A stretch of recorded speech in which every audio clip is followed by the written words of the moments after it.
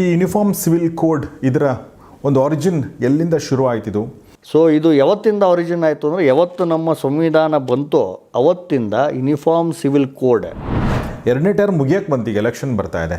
ಈಗ ಮೊದಲನೇದಾಗಿ ಉತ್ತರಾಖಂಡದಲ್ಲಿ ಅದನ್ನು ಜಾರಿ ಮಾಡಲಾಗ್ತಾ ಇದೆ. ಯಾಕೆ ಇದನ್ನು ಇನಿಷಿಯೇಟಿವ್ ತೊಗೊಳ್ಳಿಲ್ಲ ಅಂತ ನಿಮ್ಗೆ ಅನಿಸುತ್ತೆ? ಸೊ ಇದ್ರ ಹಿಂದೆ ಭಾಳ ಡೀಪ್ ಅಧ್ಯಯನ ಬೇಕಾಗುತ್ತೆ. ಯಾವುದೋ ನಾ ಹೇಳಿದ್ದೀನಿ ಅಂದ ತಕ್ಷಣ ರಾತ್ರೋರಾತ್ರಿ ಮಾಡೋಕ್ಕಾಗಲ್ಲ.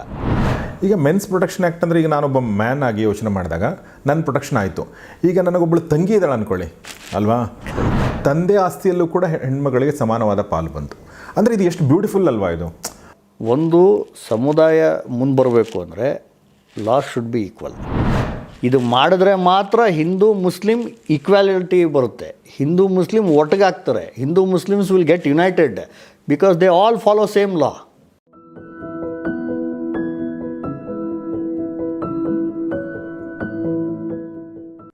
ಎಲ್ರಿಗೂ ನಮಸ್ಕಾರ.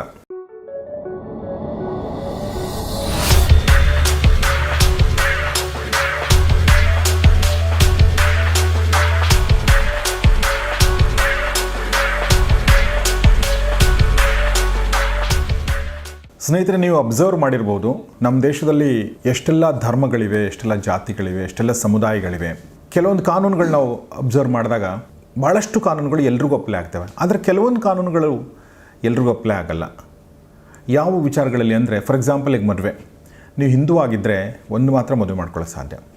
ಇನ್ನೊಂದು ಡಿವೋರ್ಸ್ ಆಗದೆ ಹೆಂಡತಿ ಸಾಯದೆ ನಿಮಗೆ ಮದುವೆ ಮಾಡ್ಕೊಳ್ಳೋಕ್ಕಾಗಲ್ಲ. ಆದರೆ ಮುಸ್ಲಿಂ ಆಗಿದ್ದರೆ ನೀವು 3 ಮದುವೆ ಮಾಡ್ಕೋಬೋದು. ನೀವು ಟ್ರಿಪಲ್ ತಲಾಕ್ ಅಂತ ಒಂದು ಕಾನೂನಿತ್ತು, ಅದರ ಮೂಲಕ ನೀವು ತಲಾಕ್ ಕೊಡ್ಬೋದಾಗಿತ್ತು. ಅಥವಾ ಮಕ್ಕಳಿಗೆ ಆಸ್ತಿ ಕೊಡೋ ವಿಚಾರದಲ್ಲಿ, ಹೆಣ್ಮಕ್ಳಿಗೆ ಆಸ್ತಿ ಕೊಡೋ ವಿಚಾರದಲ್ಲಿ ಬೇರೆ ಬೇರೆ ಧರ್ಮಗಳಲ್ಲಿ ಬೇರೆ ಬೇರೆ ಕಾಯ್ದೆಗಳಿವೆ. ಇದು ಯಾಕೆ ಅನ್ನೋ ಪ್ರಶ್ನೆ ಎಲ್ರಿಗೂ ಕಾಡ್ತಾನೆ ಇತ್ತು. ಸೊ ಈ ನಿಟ್ಟಿನಲ್ಲಿ ಒಂದು ಹೊಸ ಕಾನೂನಿನ ಮೂಲಕ ಎಲ್ರಿಗೂ ಒಂದೇ ಕಾನೂನು ಅನ್ನೋ ದೃಷ್ಟಿಯಿಂದ ಯೂನಿಫಾರ್ಮ್ ಸಿವಿಲ್ ಕೋಡನ್ನು NDA ಗೌರ್ಮೆಂಟ್ ಪ್ರಪೋಸ್ ಮಾಡ್ತು. ಸೊ ಈಗ ಮತ್ತೆ ಅದು ಚರ್ಚೆಯಲ್ಲಿದೆ, ಯಾಕೆಂದರೆ ಈಗ ಉತ್ತರಾಖಂಡ್ ಸರ್ಕಾರ ಅದನ್ನು ಜಾರಿ ಮಾಡ್ತಾ ಇದೆ. ಬನ್ನಿ ಈ ಬಗ್ಗೆ ಮಾತಾಡೋಣ. ನಮ್ಮ ಜೊತೆಗಿದ್ದಾರೆ ಖ್ಯಾತ ವಕೀಲರಾದಂಥ ಸಂದೀಪ್ ಪಾಟೀಲ್ ಅವರು. ಸರ್ ನಮಸ್ಕಾರ ಮತ್ತು ವೆಲ್ಕಮ್ ಟು ದ ಶೋ. ಈ ಯೂನಿಫಾರ್ಮ್ ಸಿವಿಲ್ ಕೋಡ್ ಇದರ ಒಂದು ಆರಿಜಿನ್ ಎಲ್ಲಿಂದ ಶುರು ಆಯ್ತಿದು? ಇದು NDA ಗೌರ್ಮೆಂಟ್ ಅಂದರೆ BJPನೇ ಶುರು ಮಾಡಿದ್ದ. ಇದಕ್ಕಿಂತ ಮುಂಚೆ ಕೂಡ ಇತ್ತು. ಇದು ನಮ್ಮ ದೇಶದಲ್ಲಿ ಬೇರೆ ರಾಜ್ಯಗಳಲ್ಲಿ ಇದೆಯಾ ಅಥವಾ ಉತ್ತರಾಖಂಡದಲ್ಲೇ ಇರೋದಾ? ಹೇಗೆ? What you want to say about that? ಇದು ಭಾರತ ದೇಶ ಇಂಡಿಪೆಂಡೆನ್ಸ್ ಆದ ತಕ್ಷಣ ಇದೊಂದು ಸಂವಿಧಾನ ಮಾಡುವಂಥ ಹಂತದಲ್ಲಿದ್ದಾಗ ಸಂವಿಧಾನದಲ್ಲಿ 2 ಭಾಗ ಇದೆ. ಒಂದು ಫಂಡಮೆಂಟಲ್ ರೈಟ್ಸ್, ಇನ್ನೊಂದು ಆಶಯಗಳು, directive principles of state policy. Correct. Fundamental rights ಏನು? Right to life, right to liberty, right of freedom of expression, ಹೌದು. ಇವೆಲ್ಲ, right to equality, right to religious practices, ಇವೆಲ್ಲ ಏನಿದೆ, ಇದ್ರ ಜೊತೆಗೆ ಯೂನಿಫಾರ್ಮ್ ಸಿವಿಲ್ ಕೋಡ್ ಕೂಡ ಒಂದಾದರೆ ಹೇಗೆ ಅಂತ ಭಾಳಷ್ಟು ಅದನ್ನು ಡಿಬೇಟ್ ಮಾಡಿದ್ರು. ಯಾಕೆ ಅಂದರೆ ನಮ್ಮ ದೇಶದಲ್ಲಿ ಬಹಳಷ್ಟು ಧರ್ಮಗಳು, ಕಮ್ಯುನಿಟೀಸ್ಗಳು, ಅವ್ರವ್ರದ್ದೇ ಆದ ವಿಶೇಷವಾದ ಕಸ್ಟಮ್ಸ್ಗಳೆಲ್ಲ ಇದೆ. ಹೌದು.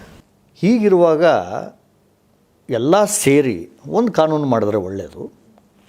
ಅದು ದೇಶವನ್ನು ಇಂಟಿಗ್ರೇಟ್ ಮಾಡೋದ್ರೊಳಗೂ ಅದು ಪೂರಕವಾಗಿರುತ್ತೆ ಅಂತ ಹೇಳಿ ಅದು ಡಿಬೇಟ್ ಮಾಡೋ ಹಂತದಲ್ಲಿ ಸ್ವಲ್ಪ ನೆಗೆಟಿವ್ ಒಪಿನಿಯನ್ಸ್ ಕೂಡ ಆವಾಗಿನ ಕಾಲದಲ್ಲೇ ಬಂತು. ಆದ್ದರಿಂದ ಇದನ್ನು ಫಂಡಮೆಂಟಲ್ ರೈಟ್ಸಿಂದ ತೆಗೆದು ಡೈರೆಕ್ಟಿವ್ ಪ್ರಿನ್ಸಿಪಲ್ಸಲ್ಲೇ ಹಾಕಿದ್ರು.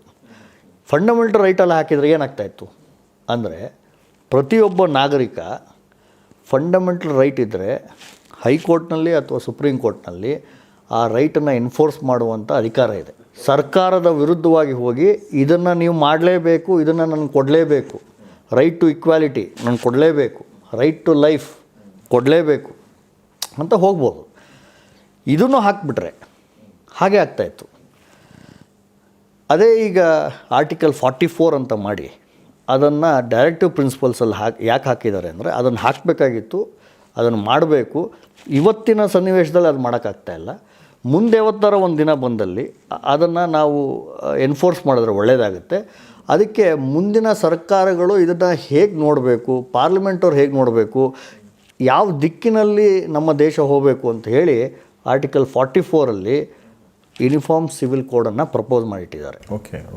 ಸೊ ಇದು ಯಾವತ್ತಿಂದ ಒರಿಜಿನ್ ಆಯಿತು ಅಂದರೆ ಯಾವತ್ತು ನಮ್ಮ ಸಂವಿಧಾನ ಬಂತೋ ಅವತ್ತಿಂದ uniform civil code is part of our constitution. Okay. But only problem is we can't enforce it in court because it is not A fundamental right. It can be done at on appropriate time. Appropriate time ಏನಂದರೆ ಯಾವುದು? 70 ವರ್ಷ ಆಗೋಗಿದೆ, ಹೌದು, 75 ಆಗಿದೆ ಈಗ. ಇವತ್ತವರೆಗೂ ನಮಗೆ uniform civil code ಮಾಡೋಕ್ಕಾಗ್ತಾ ಇಲ್ವಲ್ಲ, ಇಷ್ಟೊತ್ತಿಗಾಲೇ ಬರಬೇಕಾಗಿತ್ತಲ್ಲ. ಅಂದರೆ ಹಿಂದೂಸು ನೋಡಿ, ಮುಂಚೆ Hindus var regulated by ಶಾಸ್ತ್ರಾಸ್, Muslims var regulated by ಶರಿಯತ್ law, Christians ಅವ್ರದ್ದೇ ಸಪ್ರೇಟ್ ಬೈಬಲ್ ಇದೆ, ಪಾರ್ಸೀಸ್ಗೆ ಪಾರ್ಸಿ ಲಾ ಇದೆ. ಮುಂಚೆ ಆ ಥರ ಹೋಗ್ತಾಯಿತ್ತು. ಹಿಂದೂ ಕೋಡಿಫಿಕೇಷನ್ ಮಾಡಿಬಿಟ್ರು, ಹಿಂದೂ ಲಾಸ್ನೆಲ್ಲ ಕೋಡಿಫೈ ಮಾಡಿಬಿಟ್ರು. ಅದನ್ನು ಯಾವ ಹಿಂದೂನೂ ಅಪೋಸ್ ಮಾಡಲಿಲ್ಲ. ಬಟ್ ಬೇರೆ ಯಾವುದೇ ಪರ್ಸ್ನಲ್ ರೈಟನ್ನು, ಪರ್ಸ್ನಲ್ ಲಾಸನ್ನು ಕೋಡಿಫೈ ಮಾಡೋಕ್ಕೆ ಕೈ ಹಾಕಿದ್ರೆ ಆ ಸಮುದಾಯದಿಂದ ಅದು ನೆಗೆಟಿವ್ ಆಗಿ ಇದು ಬರ್ತಾಯಿದೆ. ಇದರಿಂದ ಲಾಸ್ ಆಗ್ತಿರೋದು ಯಾರಿಗೂ ಅಲ್ಲ, ಆ ಸಮುದಾಯದವ್ರಿಗೆ ಲಾಸ್ ಆಗ್ತಾಯಿದೆ. ಓಕೆ. ಯಾವ ರೀತಿ? ಫಸ್ಟು ವುಮನ್ಸ್ ರೈಟ್ಸ್ ಅಂತ ತೊಗೋಣ. ಈ ಒಬ್ಬ ಹಿಂದೂ ವುಮನ್ ಇದ್ದರೆ she is entitled for maintenance. Suppose for some reason ಅವರು ತಮ್ಮ ಮ್ಯಾರೇಜ್ ಸರಿ ಹೋಗ್ತಾ ಇಲ್ಲ, ಗಂಡ ಹೊರಗೆ ಹಾಕ್ಬಿಟ್ಟಿದ್ದಾನೆ, ಏನೇ ಇರಲಿ, she can claim maintenance from our husband as long as she is alive or she gets remarried. ಅಲ್ಲಿ ತನಕ ಅದು ಕಂಟಿನ್ಯೂ ಆಗ್ತಾ ಇರುತ್ತೆ. ಓಕೆ. ಮುಸ್ಲಿಮ್ ವುಮನ್ನು ಇದ್ದತ್ತು ಪೀರಿಯಡ್ ಅಂದರೆ 3 ತಿಂಗಳು 90 ಡೇಸ್, ಅದ್ರ ಮೇಲೆ ಒಂದಿನೂ ಕೊಡುವಂಥ ಇದಿಲ್ಲ, ಕಾನೂನಿಲ್ಲ. ಅಂದರೆ 90 ಡೇಸ್ ಮಾತ್ರ ಮೇಂಟೆನೆನ್ಸ್ ಕೊಡ. Maintenance is only applicable for first 90 days from the date of divorce. After that ಇಲ್ಲ. CRPC ಈಗ ನೀವು ಕಾಮನ್ ಕೋಡ್ ಯಾವುದಿದೆ ಅಂತ ಕೇಳ್ಬೋದಲ್ಲ. ಈಗ ಯೂನಿಫಾರ್ಮ್ ಸಿವಿಲ್ ಕೋಡ್ ಅಂತೂ ಇಲ್ಲ ನಮಗೆ, ಬಟ್ ಬೇರೆ ಯಾವ್ದಾರ ಕಾನೂನುಗಳಿದಾವೆ ಎಲ್ಲರಿಗೂ ಸಮನಾಗಿ ಹೇಗಾಗೋದು ಅಂದರೆ all criminal laws are equal to everybody. Correct. ಈಗ ಫಾರ್ ಎಕ್ಸಾಂಪಲ್ ನೀವು ಆಕ್ಸಿಡೆಂಟ್ ಮಾಡಿದ್ರಿ, for example murder, attempt to murder, ಯಾವ ಜಾತಿ ಅಂತ ಕೇಳೋದಿಲ್ಲ, ಚೀಟಿಂಗು ಎಲ್ಲವೂ ಕೂಡ ಎಲ್ರಿಗೂ ಅಪ್ಲೈ ಆಗುತ್ತೆ. ಯಾವ ಧರ್ಮ ಗಿರ್ಮ ಅಂತ ನೋಡೋದಿಲ್ಲ. ಲಾ ಆಫ್ ಕಾಂಟ್ರಾಕ್ಟ್ ಎಲ್ಲರಿಗೂ ಸೇಮ್, ಕ್ರಿಮಿನಲ್ ಲಾಸ್ ಎಲ್ಲರಿಗೂ same. Like that many other even civil procedure code ಎಲ್ಲರಿಗೂ ಸೇಮ್.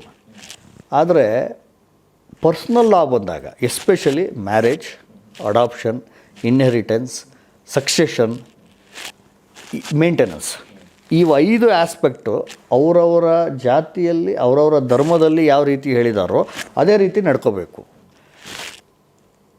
ಮುಂಚೆ ಕೋಡಿಫಿಕೇಷನ್ ಆಗೋ ಮುಂಚೆ ಹಿಂದೂಸಲ್ಲೂ ಇರಲಿಲ್ಲ. ಹೌದು. ಕೋಡಿಫಿಕೇಷನ್ನು ಪ್ಲಸ್ ತದನಂತರ ಅಮೆಂಡ್ಮೆಂಟ್ ಆಗೋಕ್ಕಿಂತ ಮುಂಚೆ ಒಬ್ಬ Hindu male was more than a Hindu female even under our law. But system changed. ಈಗ daughter or son takes equal. Correct. You can't gender discriminate. But ಅದು ಬೇರೆ ಸಮುದಾಯಕ್ಕೆ ಇವತ್ತುವರೆಗೂ ಇಂಪ್ಲಿಮೆಂಟ್ ಮಾಡೋಕ್ಕಾಗಲ್ಲ.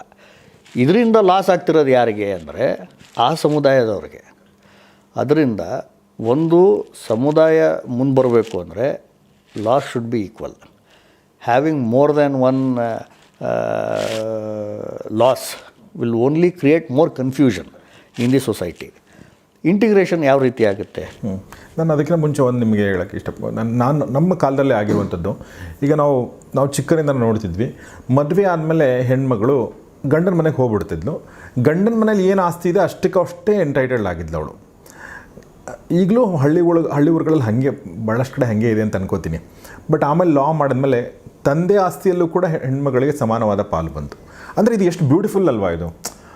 ಇದನ್ನು ಯಾರೇ ಒಬ್ಬ ಸೇನ್ ವ್ಯಕ್ತಿ, ಒಬ್ಬ ಸ್ವಲ್ಪ ಸಮಾಜ ಇರುವಂಥ ವ್ಯಕ್ತಿ ಇದನ್ನು ಒಪ್ಕೋತಾನೆ, ಇದನ್ನು ಸ್ವಾಗತಿಸ್ತಾನೆ. ಯಾಕೆಂದರೆ ನಮ್ಮ ಅಕ್ಕ ತಂಗಿರ ಬಗ್ಗೆನೇ ಮಾತಾಡ್ತಿರೋದು ಅದನ್ನು, ಇದು ಬೇರೆ ಯಾರ ಬಗ್ಗೆನೂ ಮಾತಾಡ್ತಾ ಇಲ್ಲ ಅಲ್ವಾ? ಸಿಗಲಿ ಅವಳಿಗೆ, ತಂಗಿಗೋ ಅಕ್ಕನಿಗೋ, ವೈ ಅನ್ನೋದು. ಸೊ ನೀವು ಹೇಳ್ತಾ ಇದ್ರಿ. ಅದಕ್ಕೆ ಹೇಳ್ತಾ ಇದ್ದೀನಿ, ಹಿಂದೂ ಸಮಾಜದಲ್ಲಿ ನಮ್ಮ ಕಸ್ಟಮ್ಸ್ ವಿರುದ್ಧವಾಗಿರುವಂಥ ಕಾನೂನನ್ನು ಮಾಡಿ ಇದನ್ನೇ ನೀವು ಫಾಲೋ ಮಾಡಬೇಕು ಅಂದರೂ ಕೂಡ ಆ ಕಾನೂನಿನ ಹಿಂದಿರುವಂಥ ಆಶಯ, ಹಿಂದಿರುವಂಥ ರ್ಯಾಷನಲ್, ಅರ್ಥ ಮಾಡ್ಕೊಳ್ಳುವಂಥ ಪ್ರಬುದ್ಧತೆ ಹಿಂದೂ ಸಮುದಾಯಕ್ಕಿದೆ. ಆದ್ದರಿಂದ ಒಬ್ಬ ಹೆಣ್ಣುಮಗಳಿಗೂ ಈಕ್ವಲ್ ರೈಟ್ ಅಂದರೆ ನಾವು ಅದನ್ನು ಸ್ವೀಕಾರ ಮಾಡಿಬಿಟ್ವಿ. ಅದರ ವಿರುದ್ಧವಾಗಿ ಯಾರೂ ಪ್ರೊಟೆಸ್ಟ್ ಮಾಡಲಿಲ್ಲ, ಯಾರೂ ಸ್ಟ್ರೀಟ್ಸ್ಗೆ ಇಳಿಲಿಲ್ಲ.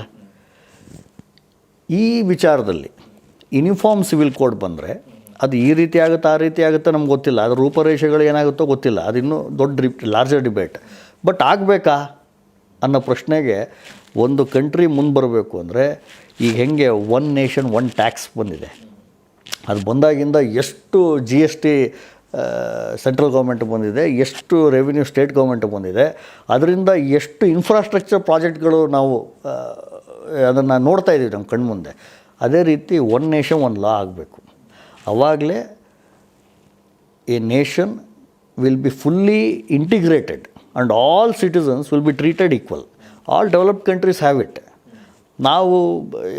ನಾವು ಈ ಸೆಕ್ಯುಲರಿಸಮ್ ಅನ್ನುವ ವರ್ಡ್ ಏನಿದೆ ನಮ್ಮ ಪ್ರಿಯಾಂಬಲಲ್ಲಿ, many of them have misunderstood it. ನಾವು ಸೆಕ್ಯುಲರ್ ಕಂಟ್ರಿ, ಅದಕ್ಕೋಸ್ಕರ ನಮ್ಮ ಪರ್ಸ್ನಲ್ ಲಾಸನ್ನು ನಾವು ಅದೇ ರೀತಿ ನಾವು ಇಟ್ಕೊಂಡು ಹೋಗಬೇಕು. ಅದೇ ನಮ್ಮ ಸಂವಿಧಾನ ನಮ್ಗೆ ಅಧಿಕಾರ ಕೊಟ್ಟಿರೋದು ಅಂತಾರೆ.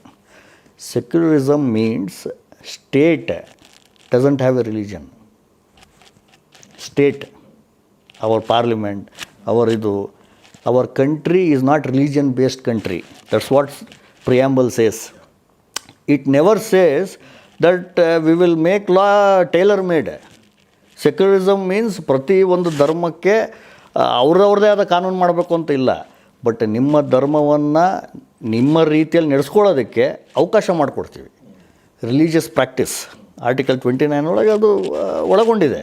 ಅದನ್ನು you can do it. But saying ಹಂಗಾರೆ ನಾವು ಇಫ್ ಯು ಈ ಥಿಯರಿನ ಸ್ವಲ್ಪ ಜಾಸ್ತಿ ಎಳೆದ್ರೆ ಶರಿಯಾ ಲಾ ಒಳಗೂ ಪನಿಷ್ಮೆಂಟ್ಸ್ಗಳಿದೆ. ಏನೋ ತಪ್ಪು ಮಾಡಿದ್ರೆ ಪನಿಷ್ಮೆಂಟ್ಸ್ಗಳಿದೆ. ಈಗ ಒಬ್ಬ ಕಳ್ಳತನ ಮಾಡಿದ್ದಾನೆ, ಕೈ ಕಟ್ ಮಾಡಬೇಕಾಗತ್ತೆ. ಬಟ್ ಇಂಡಿಯಾದಲ್ಲಿ ಅದು ಮಾಡ್ತಾ ಇಲ್ವಲ್ಲ ನಾವು. ಅವನ್ನ ರಿಫಾರ್ಮೇಟಿವ್ ಥಿಯರಿನ ಪ್ರಾಕ್ಟೀಸ್ ಮಾಡಿ ನಮ್ಮ IPCಯಲ್ಲಿ ಒಂದೇ ಕಾನೂನು ಎಲ್ಲರಿಗೂ. ಹಾಗಾಗಿ ನಾವು ಕೈ ಕಟ್ ಮಾಡೋದಿಲ್ಲ, ಅವನ್ನ ಕರ್ಕೊಂಡೋಗಿ ಜೈಲಲ್ಲಿ ಹಾಕಿ ಸ್ವಲ್ಪ ದಿನ ಜೈಲಲ್ಲಿ ಬಿಟ್ಟು ಅವನ್ನ ರಿಫಾರ್ಮ್ ಮಾಡಿ ಹೊರಗಡೆ ತೊಗೊಂಬಂದು ಮತ್ತೆ ಸೊಸೈಟಿ ಒಳಗೆ ಬಿಡ್ತಾಯಿದ್ದೀವಿ. ಇದನ್ನು ಒಪ್ಕೊಂಡ್ಮೇಲೆ ನೀವು ಈ ಕಾನೂನನ್ನು ಒಪ್ಕೊಂಡ್ಮೇಲೆ ನನ್ನ ಕೈ ಉಳಿತು ಅಂತ ಅನ್ಕೋಬೋದಲ್ಲ. ಬಟ್ ನೀವು ಸಿವಿಲ್ ಕೋಡನ್ನು ಮಾತ್ರ ಒಪ್ಕೊಳ್ಳೋದಿಲ್ಲ ಅಂದರೆ ಹೇಗಾಗುತ್ತೆ? ತಪ್ಪು ಅದು. ಅದ್ರ ವಿರುದ್ಧ ಯಾರೇ ಮಾತಾಡಿದ್ರು ಕೂಡ ಅವರು ಪ್ರಾಬಬಲಿ ಅದು ಸ್ವಲ್ಪ ರಿಟಾರ್ಡೇಷನ್ ಲೆವೆಲ್ಗೆ ಹೋಗುತ್ತೆ ಹೊರತು ದೇಶ ಉನ್ನತಿಗೆ ಅಥವಾ ಆ ಸಮುದಾಯ ಉನ್ನತಿ ಕಡೆಗೆ ಮುಖ ಮಾಡೋದಿಲ್ಲ ಅಂತ BJP ಪಕ್ಷದ ಪ್ರಣಾಳಿಕೆಯಲ್ಲಿತ್ತು. ಆದರೆ ಎರಡನೇ ಟರ್ಮ್ ಮುಗಿಯೋಕ್ಕೆ ಬಂತೀಗ, ಎಲೆಕ್ಷನ್ ಬರ್ತಾ ಇದೆ. ಈಗ ಮೊದಲನೇದಾಗಿ ಉತ್ತರಾಖಂಡದಲ್ಲಿ ಅದನ್ನು ಜಾರಿ ಮಾಡಲಾಗ್ತಾ ಇದೆ. ಯಾಕೆ ಇದನ್ನು ಇನಿಷಿಯೇಟಿವ್ ತೊಗೊಳ್ಳಿಲ್ಲ ಅಂತ ನಿಮ್ಗನ್ಸುತ್ತೆ? ಪ್ರಾಬಬಲಿ ಅವರ ಮ್ಯಾನಿಫೆಸ್ಟೋಲ್ಲಿ ಇರುವಂಥ ಎಲ್ಲ ಪ್ರಾಮಿಸಸ್ ಏನಿದೆ ಒನ್ ಬೈ ಒನ್ ಅದನ್ನು ಕ್ಲಿಯರ್ ಮಾಡ್ತಿದ್ದಾರೆ ಅಂತ ಅನಿಸುತ್ತೆ. ಬಟ್ ಅದು ಎಲ್ಲದಕ್ಕಿಂತನೂ ಭಾಳ ಕ್ಲಿಷ್ಟಕರವಾದ ಸಮಸ್ಯೆ ಯಾವ್ದಾರು ಇದ್ದರೆ ಇದು ಪರ್ಸ್ನಲ್ ಲಾಸ್ತು. ಸೊ ಇದ್ರ ಹಿಂದೆ ಭಾಳ ಡೀಪ್ ಅಧ್ಯಯನ ಬೇಕಾಗುತ್ತೆ. ಯಾವುದೋ ನಾ ಹೇಳಿದ್ದೀನಿ ಅಂದ ತಕ್ಷಣ ರಾತ್ರೋರಾತ್ರಿ ಮಾಡೋಕ್ಕಾಗಲ್ಲ. ಅದಕ್ಕೆ ಒಂದು ಭಾಳ ಈ ಎಲ್ಲ ಆಚರಣೆಗಳನ್ನು ನೋಡ್ಕೋಬೇಕು. ಯಾರಿಗೂ ಹರ್ಟ್ ಆಗದೆ ರೀತಿಯಲ್ಲಿ ಅದನ್ನು ಅವ್ರಿಗೆ ತಿಳಿಸ್ಕೊಡ್ಬೇಕು. ವಾತಾವರಣ ದೇಶದಲ್ಲಿ ಆ ಥರ ನಿರ್ಮಾಣ ಮಾಡಬೇಕು. ಆಮೇಲೆ ನಾವು ಇದನ್ನು ತರ್ಬೋದು. ಅದಕ್ಕಿಂತ ಮುಂಚೆ ಶಾಕ್ ಟ್ರೀಟ್ಮೆಂಟ್ ಕೊಡೋಕ್ಕೆ ಹೋದರೆ ನ್ಯಾಚುರಲಿ ರಿವೋಲ್ಟ್ ಇರುತ್ತೆ. ಅದು ನಮಗೀಗ ಬೇಡ. ದೇಶ ಎಲ್ಲ ಸುಸಜ್ಜಿತವಾಗಿ ನಡ್ಕೊಂಡು ಹೋಗ್ತಾ ಇದೆ. ಏನೇ ಪರ್ಸ್ನಲ್ ಲಾ ಇರಲಿ ಏನೇ ಇರಲಿ ನಡ್ಕೊಂಡು ಹೋಗ್ತಾ ಇದೆ. ಶಾಕ್ ಮಾಡಿ ಅದನ್ನು ರಿವೋಲ್ಟ್ ಮಾಡುವಕ್ಕಿಂತ ಸ್ಲೋ ಆಗಿ ಅದನ್ನು ಎಲ್ಲರಿಗೂ ಕಾನ್ಫಿಡೆನ್ಸು ತೊಗೊಂಡು ಎಲ್ಲರಿಗೂ ಒಪ್ಪಿಗೆ ಆಗುವ ರೀತಿಯಲ್ಲಿ ಕಾನೂನು ಡ್ರಾಫ್ಟನ್ನು ಸರ್ಕ್ಯುಲೇಟ್ ಮಾಡೋದು ಇದು ಉತ್ತಮ ಅಂತ ಅಂದ್ಕೊಂಡು ಪ್ರಾಬಬಲಿ ಅವರು ಅದನ್ನು 3ನೇ ಟರ್ಮ್ನಲ್ಲಿ ಮಾಡ್ಬೋದು ಅಂತ ನನಗನ್ಸುತ್ತೆ. ಉತ್ತರಾಖಂಡಲ್ಲಿ ಅದನ್ನು ಮೊನ್ನೆ ಮಾಡಿದ್ದಾರೆ, ಟೇಬಲ್ ಮಾಡಿದ್ದಾರೆ, ಅದು ಆ್ಯಕ್ಟ್ ಆಗಿದೆ. ಅದಕ್ಕಿಂತ ಮುಂಚೆ ಗೋವಾದಲ್ಲಿ ಫಸ್ಟಿಂದನೂ ಇದೆ. ಬಟ್ ಗೋವಾದಲ್ಲಿ ಸ್ವಲ್ಪ ನ್ಯೂನತೆಗಳು ಇದೆ. ಯೂನಿಫಾರ್ಮ್ ಸಿವಿಲ್ ಕೋಡ್ ಇದ್ದರೂ ಕೂಡ ಅದರಲ್ಲೂ ಸ್ವಲ್ಪ ಕ್ಯಾಥಲಿಕ್ ಕ್ರಿಶ್ಚಿಯನ್ಸ್ಗೆ ಬೇರೆ ಬ್ರ್ಯಾಂಚ್ ಇದೆ, ಆಯಾಮ ಇದೆ, ಆ ಥರ ಮಾಡಿದ್ದಾರೆ. ಈಗ ಉತ್ತರಾಖಂಡದು ಇಟ್ಸ್ ಎ ಟ್ರಯಲ್ ಮೆಥಡ್. ಅದರಲ್ಲಿ ಏನಾರು ತಪ್ಪಿದರೆ ನೆಕ್ಸ್ಟ್ ಆಸಾಮ್ ಅವ್ರ ಲೈನಲ್ಲಿದ್ದಾರೆ. ಅದರಲ್ಲಿ ಆದರೆ ಅದನ್ನು ಸರಿ ಆಸಾಮ್ ಅವ್ರು ಮಾಡ್ಬೋದು. 2024 ಚುನಾವಣೆಯ ನಂತರ ಮೋದಿಯವರು ಪುನಃ ಪ್ರಧಾನಮಂತ್ರಿ ಆದಲ್ಲಿ ಬಿ ಜೆ ಪಿ ಸರ್ಕಾರ ಪುನಃ ಬಂದಲ್ಲಿ ಅವರ ಮ್ಯಾನಿಫೆಸ್ಟೋಲ್ಲಿ ಇರೋದನ್ನು ಭಾಳಷ್ಟು ಬಾಕ್ಸ್ಗಳನ್ನು ಟಿಕ್ ಮಾರ್ಕ್ ಆಗಿರೋದ್ರಿಂದ ಇದನ್ನು ಅವರು ಇಂಪ್ಲಿಮೆಂಟ್ ಮಾಡ್ತಾರೆ ಅಂತ ನನಗನ್ಸುತ್ತೆ. ನೀವು ಲಾಯರ್ ಆಗಿರೋದ್ರಿಂದ ಈ ಪ್ರಶ್ನೆ ಕೇಳ್ತಾರೆ ನಾನು ಅಂತಂದ್ರೆ ನಾನು ಹೇಳ್ತಾ ಇರೋದು ಈಗ ಒಂದೊಂದೇ ರಾಜ್ಯಗಳು ಯಾಕೆ ಮಾಡಲಾಗ್ತಾ ಇದೆ, ಸೆಂಟ್ರಲ್ ಗೌರ್ಮೆಂಟಿಂದ ಪಾರ್ಲಿಮೆಂಟಿಂದ ಯಾಕೆ ಕಾನೂನನ್ನು ಪ್ರೊಮಲ್ಗೇಟ್ ಮಾಡೋಕ್ಕಾಗ್ತಾ ಇಲ್ಲ? ಇದು personal law is in concurrent list. ಈಗ ಸಂವಿಧಾನದಲ್ಲಿ 3 ಲಿಸ್ಟ್ ಇದೆ. ಹೌದು, ಸಬ್ಜೆಕ್ಟ್ ಲಿಸ್ಟ್ ಅದು. ಹೌದು. ಯೂನಿಯನ್ ಪಾರ್ಲಿಮೆಂಟ್ ಯಾವ್ದು ಮಾಡ್ಬೋದು, ಸ್ಟೇಟ್ ಅಸೆಂಬ್ಲಿ ಯಾವ್ದು ಮಾಡ್ಬೋದು, ಇಬ್ಬರೂ ಯಾವ್ದು ಮಾಡ್ಬೋದು.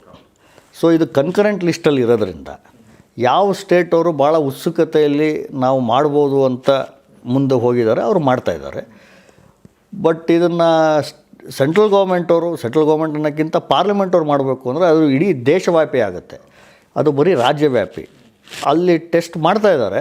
ಪ್ರಾಬಬಲಿ ಬರುವ ದಿವಸಗಳಲ್ಲಿ ಪಾರ್ಲಿಮೆಂಟಲ್ಲಿ ಎಲ್ಲರನ್ನೂ ಕಾನ್ಫಿಡೆನ್ಸು ತೊಗೊಂಡ ಮೇಲೆ ಇದು ಮುಂದಿನ ಟರ್ಮ್ನಲ್ಲಿ ಅವ್ರು ಮಾಡ್ಬೋದು ಅಂತ ನನಗನ್ಸುತ್ತೆ. ಪಾರ್ಲಿಮೆಂಟ್ ಇದು ಕನ್ಕರೆಂಟ್ ಲಿಸ್ಟಲ್ಲಿ ಇರೋದ್ರಿಂದ ಪಾರ್ಲಿಮೆಂಟ್ ಅವ್ರಿಗೂ ಅಧಿಕಾರ ಇದೆ. ಯಾವಾಗ ಪಾರ್ಲಿಮೆಂಟ್ ಅವ್ರು ಮಾಡ್ತಾರೆ, state law will become subordinate to parliament. So naturally it will give way as and when they do. ಅದನ್ನು ಕಾದು ನೋಡಬೇಕು. ನೀವು ಹೇಳ್ದಂಗೆ ನಮ್ಮ ದೇಶದಲ್ಲಿ ಬಹಳಷ್ಟು ಸಮುದಾಯಗಳು, ಭಾಳಷ್ಟು ಜಾತಿಗಳು, ಧರ್ಮಗಳು ಮತ್ತು ಜಾತಿಗಳು ಇವೆ. ಜಾತಿಗಳಲ್ಲೂ ಕೂಡ ಬೇರೆ ಬೇರೆ ಥರದ್ದು ಇದೆ ಭಾಳಷ್ಟು ಕಡೆ. ಸೊ ಇಟ್ಸ್ ನಾಟ್ ಜಸ್ಟ್ ಒಂದು ಮುಸ್ಲಿಮ್ ಹಿಂದೂ ಅಂತಲ್ಲ, ಭಾಳಷ್ಟು ಅದರಲ್ಲಿ ಇದು ಇದೆ. ಹೀಗಾಗಿ ಒಂದು ಹರ್ಕ್ಯುಲಿಯನ್ ಟಾಸ್ಕ್ ನನ್ನ ಪ್ರಕಾರ ಇದು ಅಧ್ಯಯನ ಮಾಡಿ ಕೋಡಿಫಿಕೇಷನ್ ಮಾಡಿ, ಅಂದರೆ ಇನ್ ದ ಸೆನ್ಸ್ ಅದನ್ನು ಲಾ ಮಾಡೋವಂಥದ್ದು. ಏನು ಚಾಲೆಂಜಸ್ ಅಂತ ಅನ್ಸುತ್ತೆ ನಿಮಗೆ ಮುಖ್ಯವಾಗಿ? ನಾನು ಆಗಲೇ ಹೇಳ್ದಂಗೆ ಶಾಕ್ ಟ್ರೀಟ್ಮೆಂಟ್ ಕೊಡೋಕ್ಕಾಗೋದಿಲ್ಲ. ಓಕೆ. ಪ್ರತಿಯೊಬ್ಬ ಈವನ್ ಹಿಂದೂಸಲ್ಲೂ ಭಾಳಷ್ಟು ವಿಧಿವಿಧಾನಗಳಿದೆ, ಕೆಲವೊಂದು ಮೂಢನಂಬಿಕೆಗಳು ಇದೆ. ಬಟ್ ಅದನ್ನು ಫಾರ್ಚುನೇಟ್ಲಿ ಹಿಂದೂ ಕೋಡಿಫಿಕೇಷನಲ್ಲಿ ತೆಗೆದಾಕಿದ್ದಾರೆ. ಸತಿ ಆಗಲಿ ಇನ್ನೊಂದಾಗಲಿ ಎಲ್ಲ ತೆಗೆದಾಕಿದ್ದಾರೆ. ಬಟ್ ಆದರೂ ಈ ಜನರ ಮನಸ್ಸನ್ನು ಫಸ್ಟ್ ಗೆಲ್ಲಬೇಕು, ಅವ್ರಿಗೆ ಅರಿವು ಮೂಡಿಸ್ಬೇಕು.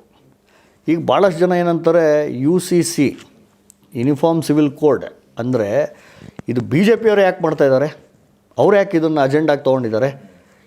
It is only for the sake of winning elections. ಇದು ಪೋಲರೈಸೇಷನ್ ಮಾಡೋ ಸಲುವಾಗಿ, ಹಿಂದೂಸನ್ನು ಮುಸ್ಲಿಂ ವಿರುದ್ಧವಾಗಿ ಕಟ್ಟೋ ಸಲುವಾಗಿ ಮಾಡ್ತಾಯಿದ್ದಾರೆ.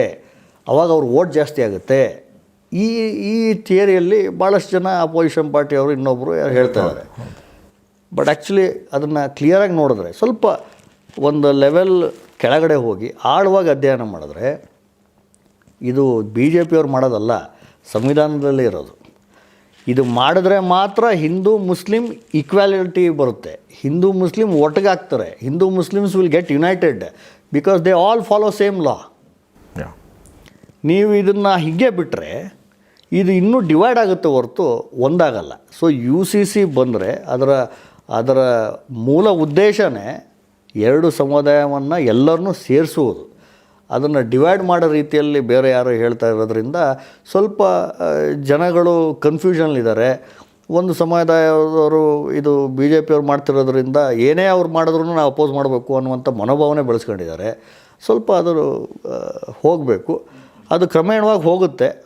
ಪ್ಲಸ್ ದಿಟ್ಟ ನಿರ್ಧಾರ, ದಿಟ್ಟತನ, ರಾಜಕೀಯ ಹಿತಾಸಕ್ತಿ, ಅದನ್ನು ಇಚ್ಛಾಶಕ್ತಿ, ಆ ಇಚ್ಛಾಶಕ್ತಿಯನ್ನು ಮಾಡಿ ಜನರಿಗೆ ಮತ್ತೆ ಪ್ರಾಮಿಸ್ ಮಾಡಿದ್ದೀವಿ, ಅದನ್ನು ವೋಟ್ ಹಾಕಿದಲ್ಲಿ 2024 ಪುನಃ ಯಾರು ಪ್ರಾಮಿಸ್ ಮಾಡಿದ್ದಾರೆ ಅವ್ರಿಗೆ ವೋಟ್ ಹಾಕಿದ್ರೆ ಜನ, ಇದನ್ನು ಅವರು ಮಾಡುವಂಥ ಹೊಣೆಗಾರಿಕೆ ಅವ್ರ ಮೇಲಿರುತ್ತೆ ಅಂತ ನನ್ನ ಭಾವನೆ. ಈ ಥರ ವಿಚಾರಗಳು ಮಾತಾಡೋದಾದ್ರೆ BJP ಕಾಂಗ್ರೆಸ್ ಅಂತ ಬಂದುಬಿಡುತ್ತೆ. ಈಗ ಕಾಂಗ್ರೆಸ್ ನಮ್ಮ ದೇಶದಲ್ಲಿ ಸುದೀರ್ಘ ಅವಧಿಯಲ್ಲಿ ಆಳ್ವಿಕೆಯಲ್ಲಿತ್ತು ಮತ್ತು ಮುಸ್ಲಿಮರ ಪರ ಅಂತ ಬಿಂಬಿಸಿಕೊಂಡಿರುವಂಥ ಪಕ್ಷ. ಕಾಂಗ್ರೆಸ್ಗೆ ಬೈ ಡಿಫಾಲ್ಟ್ ಮುಸ್ಲಿಮ್ಸ್ ವೋಟ್ ಬರ್ತಾವೆ ಅನ್ನೋದೊಂದು ಭಾವನೆ ಈಗಲೂ ಇದೆ. ಸೊ ಅವ್ರು ಯಾಕೆ ಇದನ್ನು ಮಾಡಲಿಲ್ಲ ಅನ್ನೋ ಪ್ರಶ್ನೆ ಸಹಜವಾಗಿ ಬರುತ್ತೆ.